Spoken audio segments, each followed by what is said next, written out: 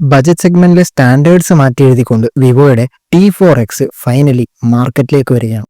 ഇതിന്റെ സ്പെക്ക് കണ്ടപ്പോൾ ആദ്യം എന്റെ കിളി പോയി, പിന്നീട് അത് തിരിച്ചു വന്നു. ബിക്കോസ് ഇതൊരു ബജറ്റ് ഫോണാണ് ആൻഡ് ഓബ്വിയസ്ലി ഇവിടെ കോസ്റ്റ് കട്ടിങ്സ് ഉണ്ടാവും. സോ ഇന്നത്തെ വീഡിയോയിൽ ഇത് എന്തൊക്കെയാണെന്നും ഇതുമായി പൊരുത്തപ്പെടാൻ പറ്റാത്തവർക്കുള്ള ബെറ്റർ ഓപ്ഷൻ എന്താണെന്നും കൃത്യമായി അറിയാം. So let's get started. Firstly നമുക്ക് ബോക്സ് കണ്ടന്റ്സിനെ കുറിച്ച് പറയാം.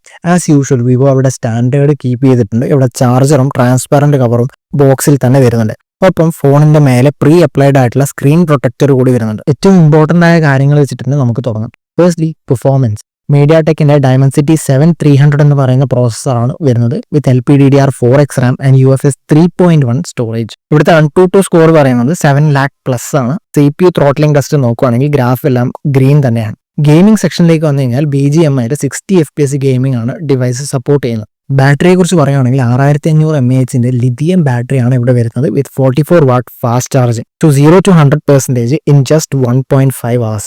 നല്ല എനർജി ഡെൻസിറ്റി ഉള്ള ബാറ്ററി ആയതുകൊണ്ട് തന്നെ ഫോണിന്റെ തിക്നെസ് 8.1 mm തന്നെ ഇവർക്ക് നിർത്താൻ സാധിച്ചിട്ടുണ്ട്. ഇനി വെയിറ്റിന്റെ കാര്യം പറയുകയാണെങ്കിൽ ഇതിന്റെ ബ്ലൂ വേരിയന്റിന് 204 grams ആണ് വരുന്നത് ആൻഡ് പർപ്പിൾ വേരിയന്റിന് 208 grams വരുന്നുണ്ട്. പിന്നെ ഈ ഡിവൈസിന്റെ മറ്റൊരു ഹൈലൈറ്റ് എന്ന് പറയുന്നത് ഇതിന്റെ ബിൽഡ് ക്വാളിറ്റിയാണ്. മിലിറ്ററി ഗ്രേഡ് ഷോക്ക് റെസിസ്റ്റൻസിന്റെ സർട്ടിഫിക്കേഷൻ കിട്ടിയിട്ടുണ്ട്. ഒപ്പം IP64 റേറ്റിംഗ് കൂടിയുണ്ട്.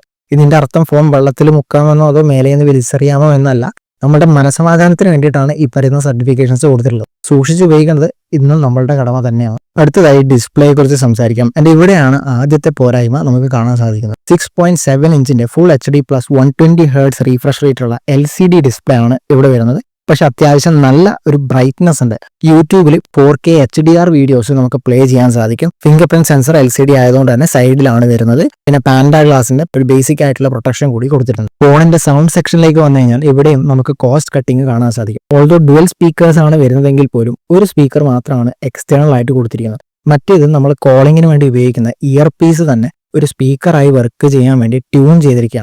നോർമലായ വ്യക്തികൾക്ക് ഇത് പെട്ടെന്ന് നോട്ടീസ് ചെയ്യാൻ പറ്റണമെന്നില്ല. ബട്ട് ഒന്ന് ശ്രദ്ധിച്ചു കഴിഞ്ഞാൽ സൗണ്ട് ബാലൻസിൽ ചെറിയ വ്യത്യാസം അനുഭവപ്പെടും. ആൻഡ് യെസ്, ഹൈ റെസൊല്യൂഷൻ ഓഡിയോയുടെ സപ്പോർട്ട് ഉണ്ട്. 400% വോളിയം ബൂസ്റ്റും ഉണ്ട്. സോ അത്യാവശ്യം നല്ല ലൗഡ്നെസ് തന്നെ ഇതിന് പ്രൊഡ്യൂസ് ചെയ്യാൻ പറ്റും. പിന്നെ കോസ്റ്റ് കട്ട് ചെയ്തിരിക്കുന്ന മൈക്ക് സെക്ഷനിലാണ്. സാധാരണ ഫോണുകളിൽ ഡുവൽ മൈക്ക് കാണപ്പെടുന്നുണ്ട്, പക്ഷെ ഇവിടെ സിംഗിൾ മൈക്ക് മാത്രമാണ്. നോർമലി വലിയ പ്രശ്നങ്ങൾ ഉണ്ടാവില്ല, പക്ഷെ ബാക്ക്ഗ്രൗണ്ടിൽ അല്പം നോയ്സ് ഉണ്ടെങ്കിൽ അല്ലെങ്കിൽ നമ്മൾ പുറത്തോ ട്രാഫിക്കിലോ ഒക്കെ ആണെങ്കിൽ നോയ്സ് ക്യാൻസലേഷൻ വളരെ കുറവായിരിക്കും മറ്റുള്ള ഫോണുകളെ കമ്പയർ ചെയ്ത് നോക്കും. കൂടാതെ ഹെഡ്ഫോൺ ജാക്കും ഇവിടെ കൊടുത്തിട്ടില്ല. കണക്ടിവിറ്റിയെ കുറിച്ച് പറയുകയാണെങ്കിൽ 8 5G ബാൻഡ്സ് ആണ് ഇവിടെ വരുന്നത്. 4G+ന്റെ സപ്പോർട്ട് ഉണ്ട്, 5G+ ഉണ്ട്, VoNR ഉണ്ട്. So it's very good. പക്ഷേ ഡുവൽ സിം സ്ലോട്ട് ആണ് വന്നിരിക്കുന്നത്, അതായത് ഹൈബ്രിഡ് അല്ല. സോ SD കാർഡ് ഈ ഫോൺ സപ്പോർട്ട് ചെയ്യില്ല. അതിനുള്ള സർക്യൂട്ട് ഇവരെ നൈസായി മുക്കിയിട്ടുണ്ട്. ബ്ലൂടൂത്ത് 5.4 ലേറ്റസ്റ്റ് വേർഷൻ ഉണ്ട്, Wi-Fi 6 ഉണ്ട്, IR ബ്ലാസ്റ്റർ ഉണ്ട്. NFC ഇല്ല, ഈ പ്രൈസിൽ കാണാറുമില്ല. സോഫ്റ്റ്വെയർ സെക്ഷനെ കുറിച്ച് പറയുകയാണെങ്കിൽ FunTouchOS 15, അതായത് Android 15 ബേസ് ചെയ്തിട്ടുള്ള സോഫ്റ്റ്വെയർ ആണ് ഇവിടെ വരുന്നത്.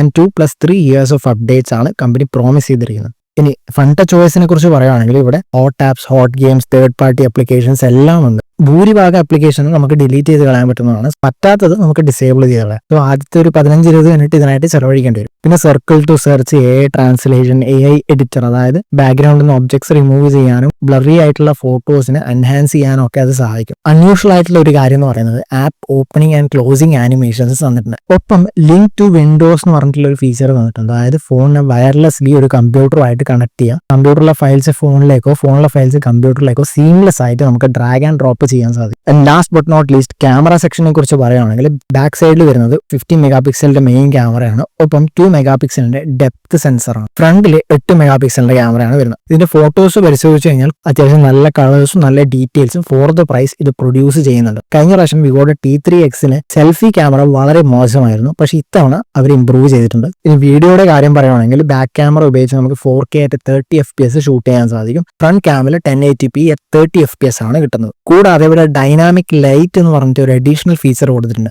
അതായത് ഒരു RGB ലൈറ്റ് ആണ്. നോട്ടിഫിക്കേഷൻസ് വരുമ്പോൾ അത് ബ്ലിങ്ക് ചെയ്യും. അപ്പോൾ കോള് വരുമ്പോൾ ഒരു കളർ, SMS വരുമ്പോൾ വേറൊരു കളർ, അതൊക്കെ നമുക്ക് കസ്റ്റമൈസ് ചെയ്യാൻ പറ്റും. ഫൈനലി എനിക്ക് പറയാനുള്ളത്, ഇതിന്റെ കുറവുകളുമായി പൊരുത്തപ്പെടാൻ പറ്റാത്തവർക്കുള്ള ബെസ്റ്റ് ഓപ്ഷനാണ് റിയൽമിയുടെ Narzo 70 ടർബോ. ഇതിന്റെ പ്രത്യേകതയെക്കുറിച്ച് പറയുകയാണെങ്കിൽ OLED ഡിസ്പ്ലേ ഉണ്ട്, ഡെഡിക്കേറ്റഡ് ഡുവൽ സ്പീക്കേഴ്സ് ഉണ്ട്, 90 FPS ഗെയിമിംഗ് ഇത് സപ്പോർട്ട് ചെയ്യുന്നുണ്ട്. ഫ്രണ്ട് ക്യാമറയിൽ, അതായത് സെൽഫി ക്യാമറയിൽ 16 MP ഉണ്ട്, ഡുവൽ മൈക്ക് ഉണ്ട്, ഹെഡ്ഫോൺ ജാക്ക് ഉണ്ട്, ഹൈബ്രിഡ് സിം സ്ലോട്ട് ഉണ്ട്. അതേസമയം സെയിം പ്രോസസ്സർ ആണ്, സെയിം സ്റ്റോറേജ് ടൈപ്പ് ആണ്, IP റേറ്റിംഗും സെയിം ആണ്. ഇനി ഈ ഫോണിന്റെ കുറവുകളെ കുറിച്ച് പറയുവാണെങ്കിൽ കഴിഞ്ഞ കൊല്ലം ഇറങ്ങിയ ഫോൺ ആയതുകൊണ്ട് തന്നെ ആൻഡ്രോയിഡ് 14 വരുന്നത്. സോ ഈ ഫോണിനെ വെച്ച് കമ്പയർ ചെയ്യുമ്പോൾ ഒരു കൊല്ലത്തെ അപ്ഡേറ്റ് കുറവായിരിക്കും. കൂടാതെ ഇതിലെ ബാറ്ററി എന്ന് പറയുന്നത് 5000 mAh ആണ്. ഇനി പ്രൈസിനെ കുറിച്ച് പറയുകയാണെങ്കിൽ വിവോ T4Xന്റെ 128GB variant without bank discount 14,000 ഫ്ലിപ്കാർട്ടിൽ കിട്ടും.